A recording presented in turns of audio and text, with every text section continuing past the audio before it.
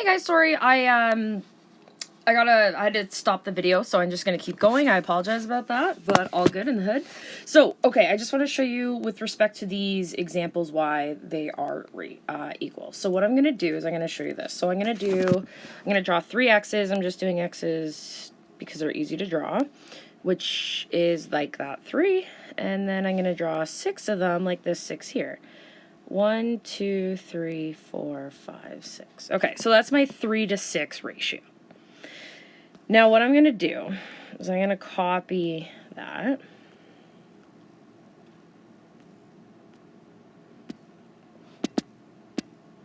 I'm going to paste it. So now, as you can see, I've got 1, 2, 3, 4, 5, 6 yellow ones.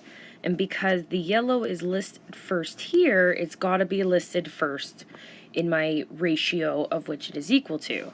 So if I go down here, the 6 is listed first. So that's good. Now I'm going to count the green. 1, 2, 3, 4, 5, 6, 7, 8, 9, 10, 11, 12. And that one is there. There is 12. So that's good. Okay, that means they are equal. If I do it again,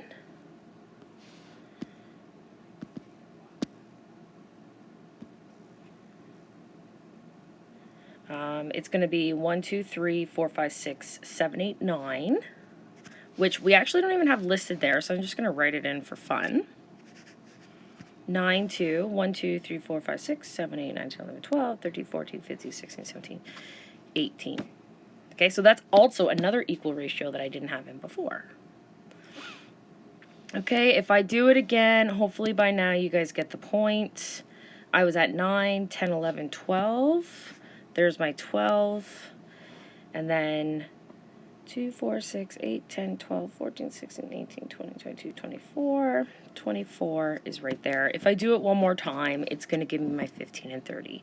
So because I took it as a group, I can't just pick and choose one little bit. I had to take it as a whole section.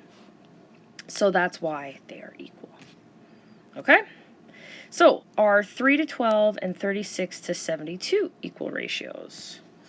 Well, if I were to draw it out, so let's say if I go 3 and 12, okay. 1, 2, 3, now I have to do 12. 1, 2, 3, 4, 5, 6, 7, 8, 9, 10, 11, 12. Okay, so that's my first ratio. So what I need to do is I need to get either my red to 72. Oops, I didn't copy it. Copy. Paste. Or my blues to 36. Or seeing as there's less blues, I'm going to do that. Okay, so I'm just going to count my blues. That's what I'm going to do right now. 1, 2, 3, 4, 5, 6. This is going to be a lot. 7, 8, 9. 10, 11, 12.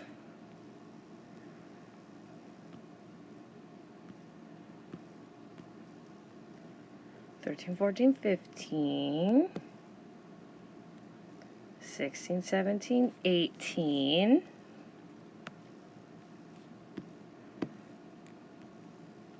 19, 20, 21. I know. 22, 23, 24.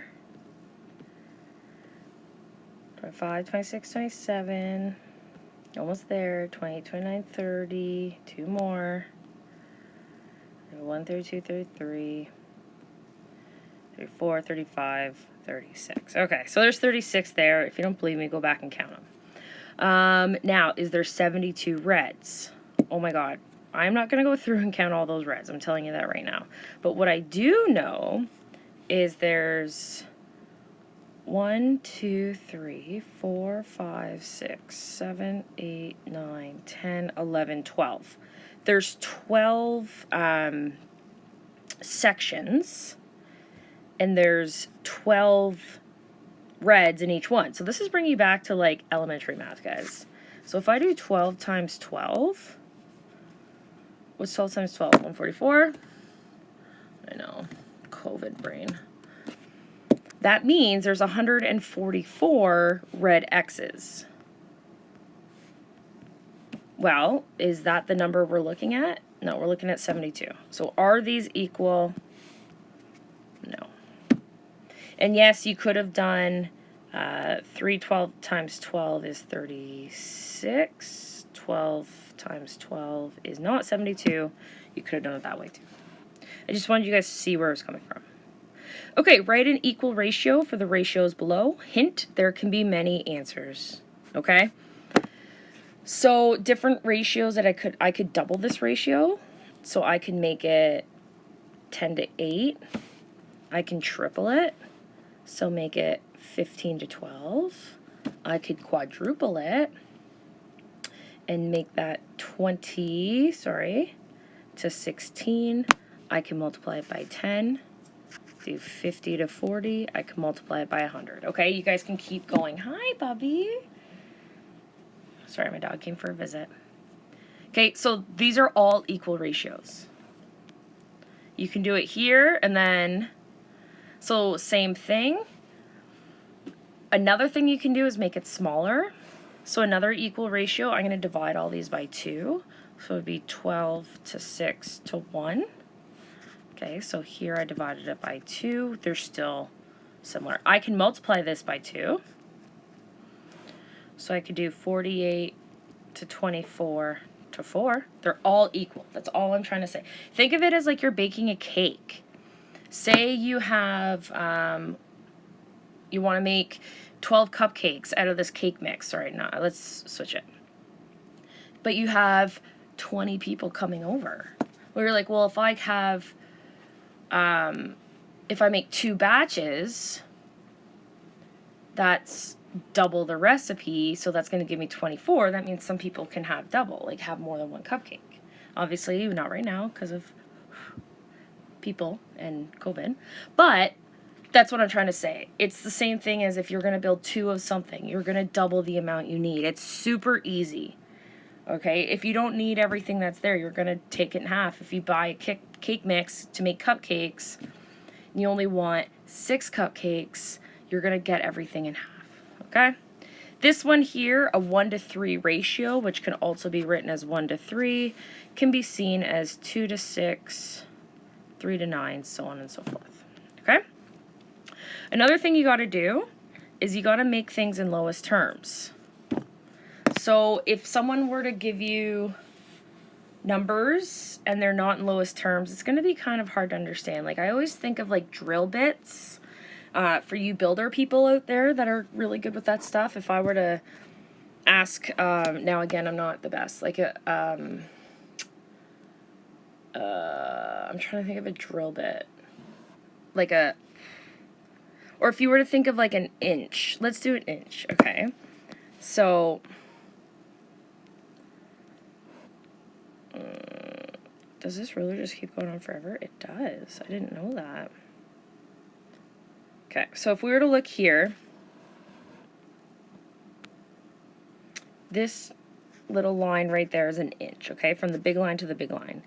If I were to say 8/16 of an inch, you might be like, what? What on earth is 8/16 of an inch? Some of you already would be like, well, that's a half an inch, because if I do 8 divided by 8, that's 1, and 16 divided by 8 is 2. So that's what I'm saying. So if you were to say someone like, okay, I need 8/16 of an inch, someone's going to look at you like you're crazy. And if they don't, I will be very surprised. Okay, so that's why we want things in lowest terms. I'm going to get rid of all this stuff because we don't need it. Okay, so 36, so it's just like reducing fractions, guys, which I know all of you love. Another thing that you could possibly do, now the factor sheet, that actually would work. If you were to look at your factor sheet, you just find the number, the lowest number that's in both of these. I wish I could pause this video so I can find it. I'm pretty sure I deleted it. So that's unfortunate. I'm going to just pull it up in front of me. So I apologize that you can't see it. But if you do have it, put it in front of you. I just thought of this now, and that's why I don't have it up. So factor sheet. What number goes into both 36 and 40? Some of you would be able to do this off the top of your head. That's okay. That's perfect. The smallest number, or the biggest number, let's look for the biggest number. It's not 36, it's not 18, it's not 12, it's not 9, it's not 6, it looks like it's 4. So I'm going to divide both of these by 4. Divide by 4, divide by 4. So 36 divided by 4 is 9. 40 divided by 4 is 10. I cannot reduce that anymore. So that is my lowest terms. Okay, 48 and 32. Again, I'm going to look up on my factor sheet just to make it easier. 48 and 32, 32, nope, 16, yes. So 16 goes into both of these.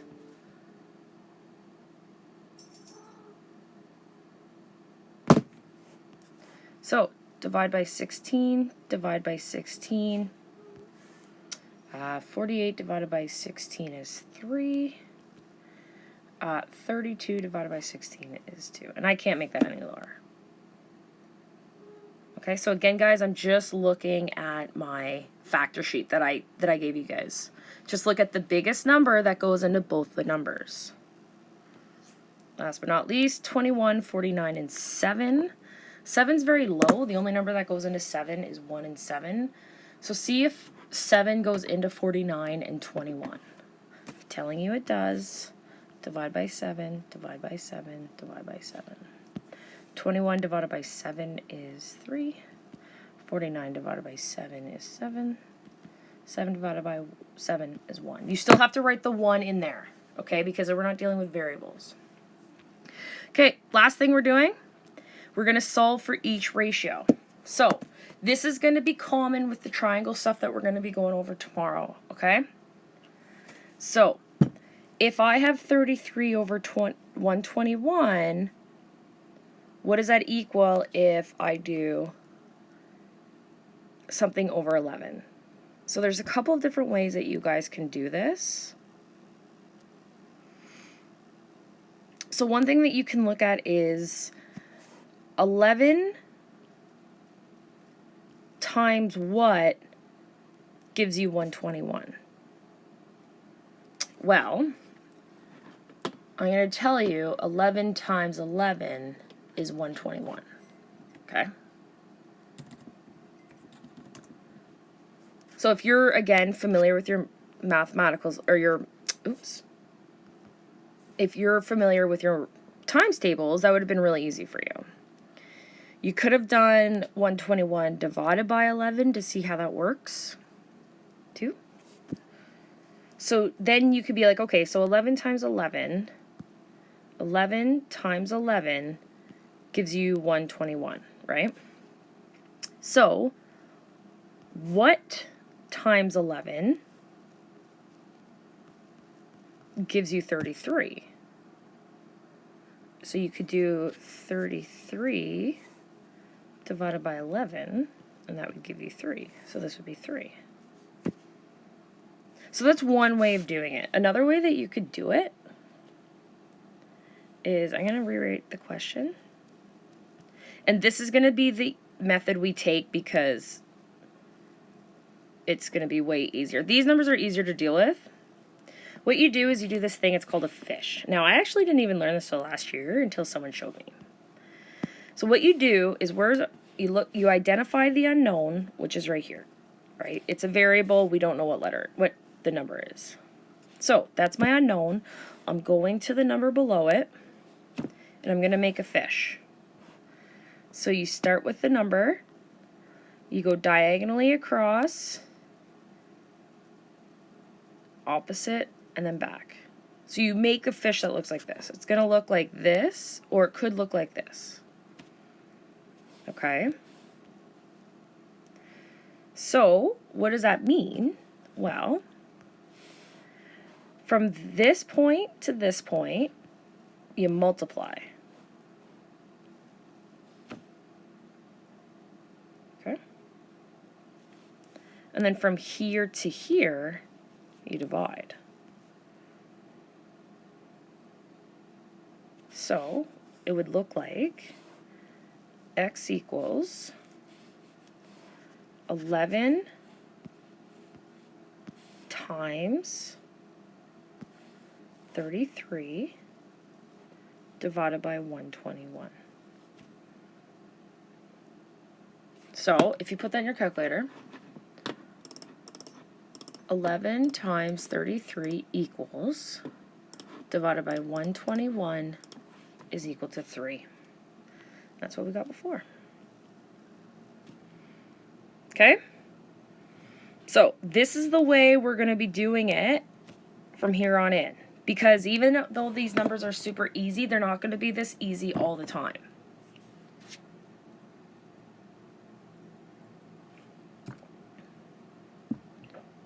I took someone else's coffee. Gross. Okay. This one we're not going to do. We're going to go with this one. Okay. So, again, start with the 1 on the other side of the letter. Okay, so that's right there.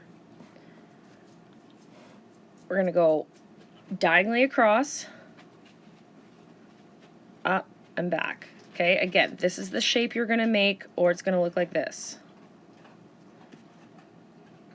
That's the shape we have to make. So, what's that going to look like? I'm going to...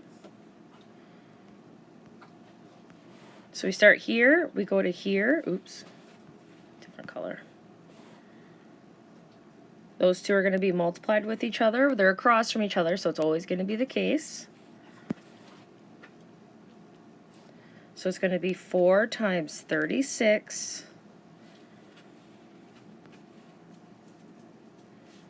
and then that's divide. So then divide by 24. Okay, let's do this.